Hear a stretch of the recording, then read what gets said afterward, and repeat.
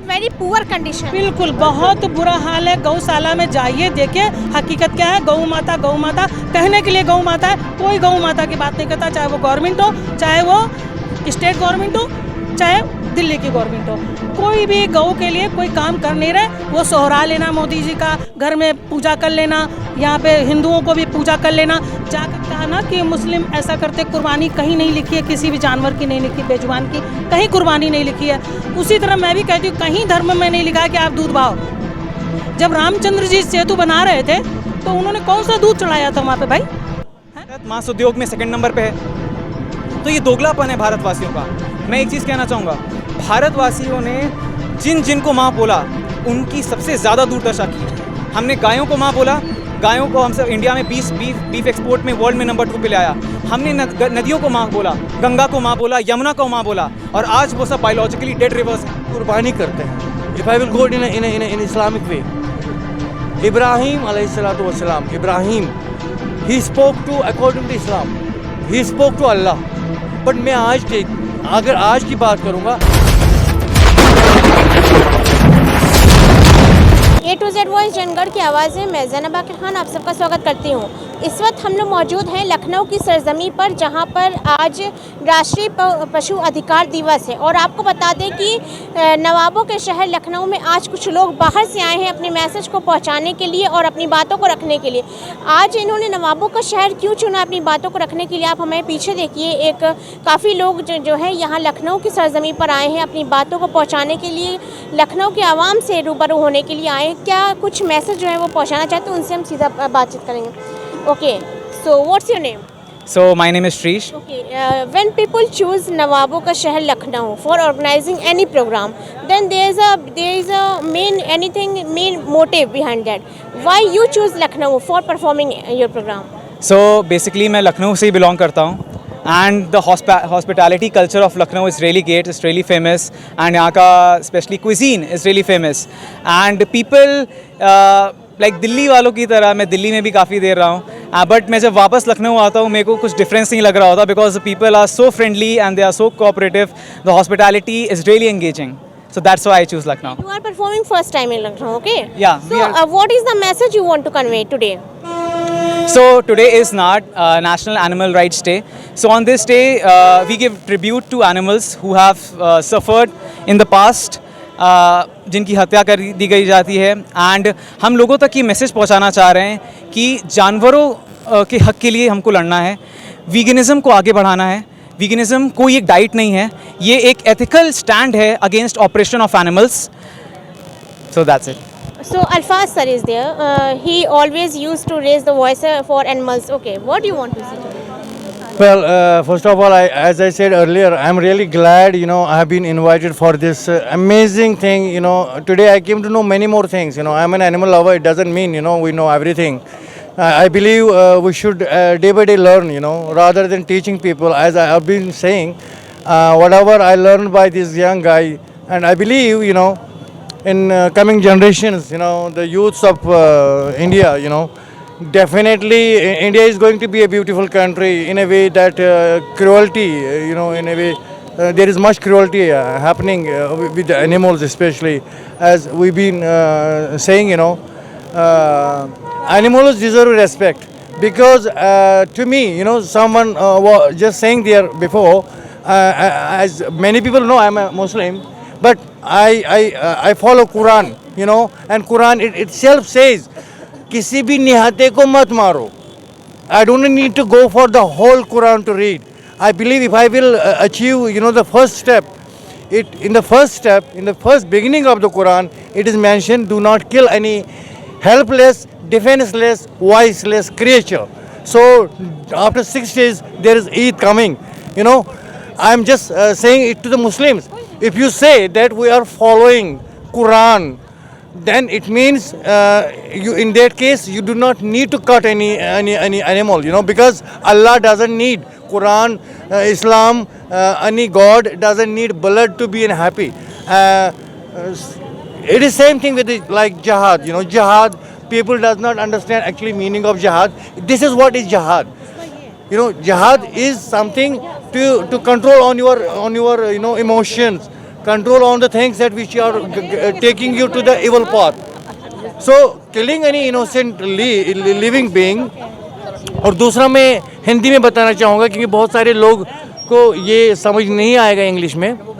मैं ये कह रहा हूँ कि बात ये है कि अगर आप कुर्बानी करते हैं, if I will go in Islamic way, Ibrahim अलैहिस्सलातु वस्सलाम, Ibrahim he spoke to according to Islam, he spoke to Allah. But मैं अगर आज की बात करूँगा, एक मुसलमान दूसरा मुसलमान के साथ बात करने के लिए तैयार नहीं होता है. और मैं कहना चाहूँगा कि कुर्बानी वही करे ना जिसने कम न तोला हो, जिसने झूठ न बोला हो. If you are comparing yourself with Ibrahim, so let us talk about this. Let us talk about this. If you are comparing yourself, you said that it is an, Ibrahim alayhi salam said, but Ibrahim had a power to speak with Allah. He spoke with आज का मुसलमान दूसरे मुसलमान से बात करना नहीं पसंद करता है. तो आप किस चीज़ की कुर्बानी कर रहे हैं? मैं ये कह रहा हूँ कि अगर कोई कुर्बानी कर रहा है, क्या अगर उसने कभी झूठ बोला हो, कभी कम तोला हो, तो क्या उसकी कुर्बानी अल्लाह को कबूल है? नहीं है. So we should not, use these things just to make our religions, our, what do you call this, धर्म. मैं मेरे बहुत सारे मित्र हैं हिंदू. बलि, मैंने कहीं पर भी किसी से भी नहीं सुना कि बलि क्या होता है. माता रानी उसने वध किया था राक्षस का, according to knowledge. Exactly. So how this it comes, Bali and Qurbani. Totally I am against it. Either it is in Bali, either it is in Qurbani. I must say, people, the best thing what God loves, to respect some living creature, can't speak for themselves, can't defend for themselves. The one thing you speak in your speech that आज कोई भी political party के जो leaders हैं वो अपनी speeches में जो है ये इन्वायरमेंट की बात नहीं करते, एनिमल्स की बात नहीं करते हैं, जो कि हमारी जो है आज इकोसिस्टम का एक मेन पार्ट है. कि अगर एक भी चीज़ इसमें से इम्बैलेंस होती है तो हमारा पूरा इकोसिस्टम डिसबैलेंस हो जाएगा. The thing you mention in speech, can you explain that?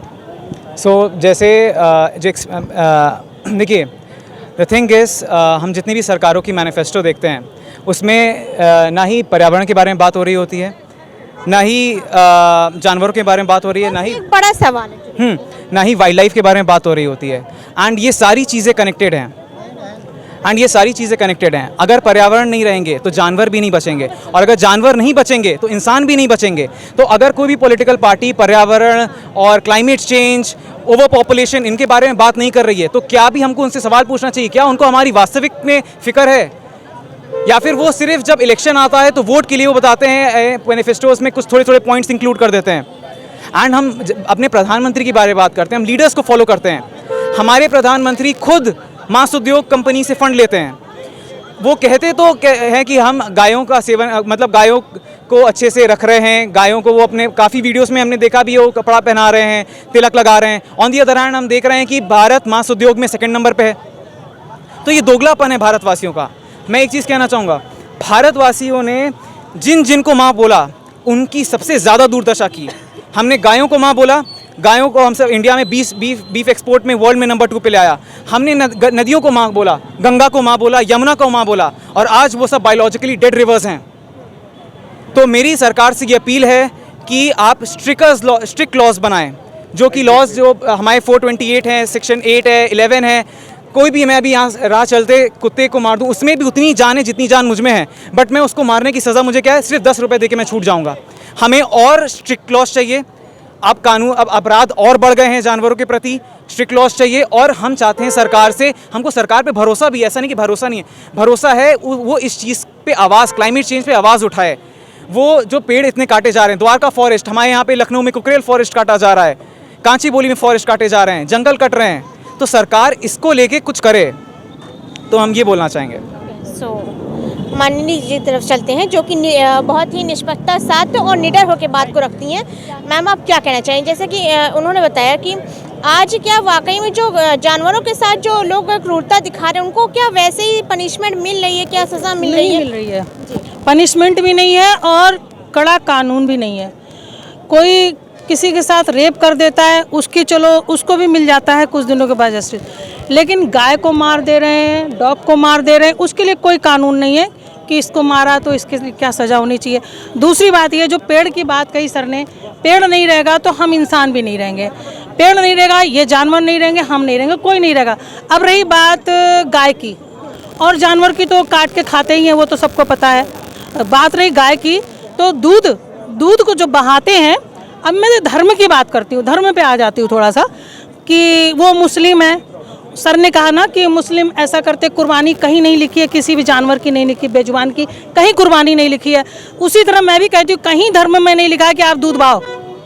जब रामचंद्र जी सेतु बना रहे थे तो उन्होंने कौन सा दूध चढ़ाया था वहाँ पे भाई, हैं? उन्होंने एक मिट्टी का लिंग बनाया और उनकी स्तुति की, एक ध्यान लगा करके एक उन्होंने प्रतिबिंब बनाया कि मेरा ध्यान वहाँ पे रहेगा, कहीं दूध नहीं बहाया गया। लेकिन गाय, एक तरफ गाय का शोषण होता है, उसके बच्चे का शोषण होता है, उसका निवाला छीना जाता है गलत ढंग से, दूसरी तरफ उस दूध को नाली में बहाया जाता है, तो ये चीज़ गलत है। अंधभक्ति जरा सा हिंदुओं में बहुत ज़्यादा है, ये नहीं होना चाहिए। मैं हिंदू हूँ, मैं हिंदुओं के लिए बोलती हूँ, अंधभक्ति मत करो।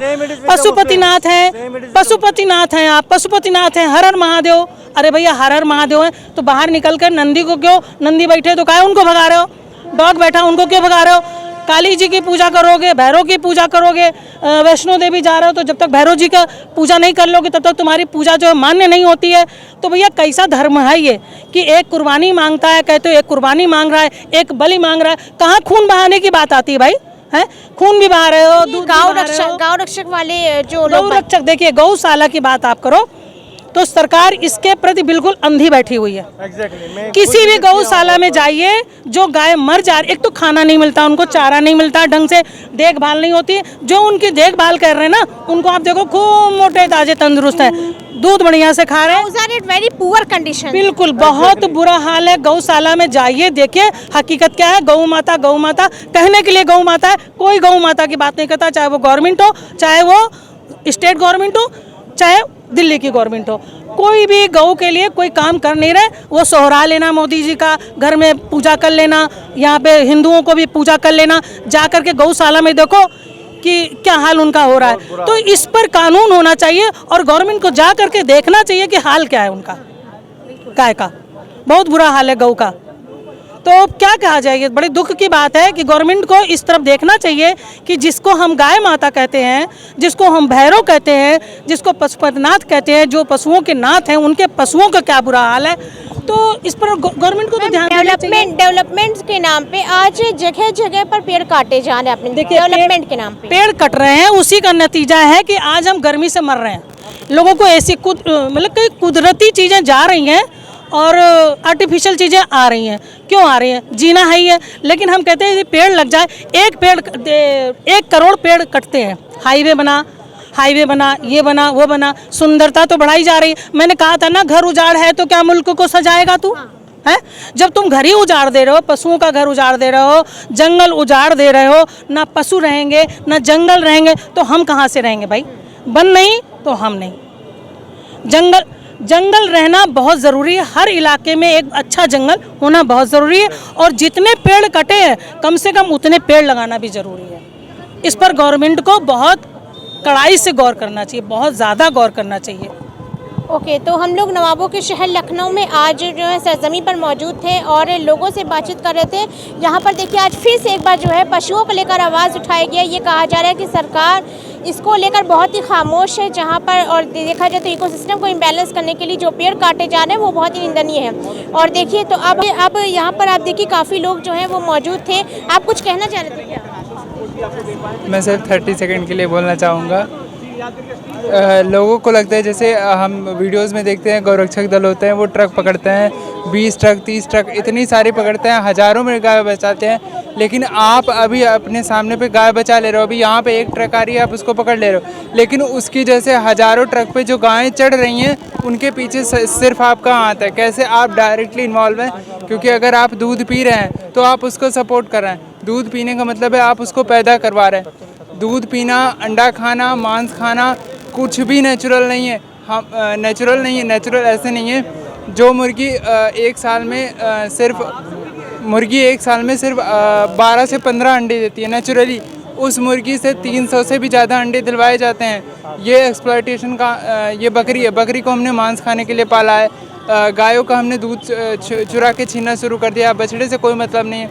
हम आज़ाद हैं लेकिन हमने उनकी आज़ादी छीनी है। हम उनको गुलाम बना के रखे। It is a question that हम आज़ाद हैं लेकिन उनकी आज़ादी। मैं ये कहना चाहता हूँ कि जिस तरह से हमें अपने जीने का अधिकार है, ऐसे ही पशुओं को भी उनका जीने का अधिकार है जो मिलना चाहिए। जब हम लोग किसी भी एनिमल का कोई भी प्रोडक्ट इस्तेमाल कर रहे होते हैं तो कहीं ना कहीं हम उनके लाइफ के साथ छेड़छाड़ कर रहे होते हैं। जिस तरह हम लेदर का यूज़ करते हैं तो वहाँ भैंसा कट जाता है, अंडा खा रहे होते हैं तो मुर्गी कट जाती है, दूध पी रहे होते हैं तो उनके बच्चे का दूध उनसे छिन जाता है और उनका जो पूरा लाइफ है वो बर्बाद हो जाता है। तो जिस तरह हमें जीने का अधिकार है उस तरह उनको भी जीने का अधिकार है। हमें किसी भी जीव के साथ ऐसा बिहेव नहीं करना चाहिए जो हम अपने साथ बर्दाश्त नहीं कर सकते। Where are you from? Hardoi. What's your name? Gyanendra, मेरा नाम ज्ञानेंद्र है और मैं लास्ट करीब 2 साल से वीगन हूँ और मैं इन सब चीज़ों पे स्टडी करता हूँ। मैंने रिसर्च भी किए हैं। मैं आगे अगर कभी ऐसा टाइम मिलेगा कि मैं अपने पूरे रिसर्च के बारे में बता सकूं जो इन्वायरमेंटल इफ़ेक्ट्स हैं इस डेयरी इंडस्ट्री के, एनिमल हस्बेंड्री के और मांस खाने के। प्रकृति पे भी इसका बहुत बड़ा बोझ है जिसकी वजह से लगभग 15% जो टोटल पोल्यूशन का 15% हिस्सा केवल इन इंडस्ट्री मतलब व्यापारों से आ रहा है। Okay, what's your name? My name is Ritika Agrawal. Completely short, but okay, convey. कुत्ता बकरी हो या गाय, सबको ही इंसाफ मिले। हिंसा हिंसा हिंसा छोड़ो प्राणी, अब दिल से बस प्यार निकले। आप लोग मांस मछली ये सब खाना छोड़ें, उनका भी एक जीवन है। आप पैसे दे के किसी का जीवन ना खरीदें। वो उनकी भी अपनी पर्सनल इच्छाएं हैं। वो रोते रहते हैं, बिलखते रहते हैं और उनका मांस खा के आप वही नेगेटिविटी अपने अंदर लाते हैं। आप आज को जानवर नहीं, आप एक हैवान बन गए हैं। बस मैं इतना ही कहना चाहती हूँ।